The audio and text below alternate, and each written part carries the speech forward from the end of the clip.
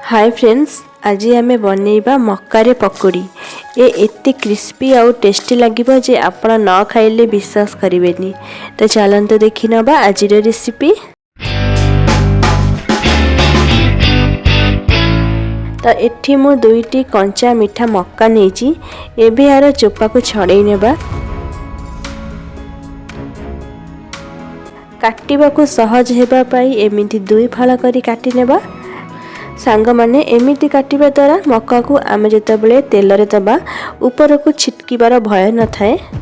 तो एमिति मु सबतक मक्का को काटी देली। एबे एमिति आउ थरे प्रेस करि नेबा जेमिति गोटे दाना भी हमर गोटा न रुहे। तापरे मक्का सब को गोटे बड़ पात्र रे नै जिबा। स्वाद अनुसार लूण, गोटे चम्मच काश्मीरी लंका गुंड दे गोली नबा। एबे एथिरे गोटे इंच अदा को छोट छोट करी काटी दे दबा। दुईटी कंचा लंका, गोटे बड़ साइज रो पियाज, अल्प किछि कटा धनिया पत्र, गोटे चम्मच हलदी गुंड आउ मु एठी गोटे गिना बेसन नेछि। बेसन को आमे एठी अल्प अल्प देबा आउ गोलेबा। जदि आमे अधिक बेसन एका संगे पकई दबा तो पकोड़ी हमको खाली बेसन बेसन लागिबो, मक्कार किछि टेस्ट ही रहइबनी। अल्प अल्प की बेसन दे मक्का को गोलेबा। तो मते एठी 7 रु 8 चम्मच बेसन आवश्यक पड़िला। देखंतु एमिति पकोड़ी शेप दे देखिबे। जदि ए एमिति पकोड़ी शेप हे जाउची तो ठीक अछि।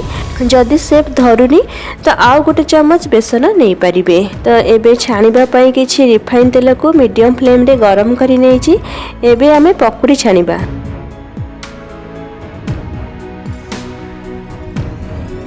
एमती ओल्टे पल्टे पूरा गोल्डन हेबा पर्यंत छाणीबा।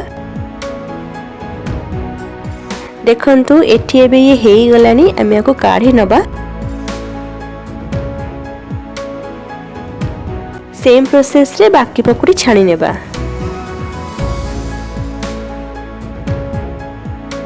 तो देखंतु आमर सुपर क्रिस्पी सुपर टेस्टी मजादार मक्का पकोड़ी खाइबा पई रेडी। याकू आहुरी टिके चटपटा करिबा पई गोटे बड़ बाउल रे दे दबा।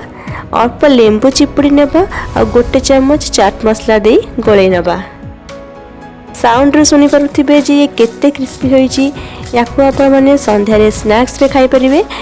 तो आशा करूची आज रेसिपी आपन को निश्चिंत पसंद आसीथिबो। वीडियो पसंद आसले लाइक शेयर और चैनल को प्लीज सब्सक्राइब कर नियंतु। तो पुणी आसीबी आ गोटे रेसिपी नहीं रहुची। धन्यवाद। जय जगन्नाथ।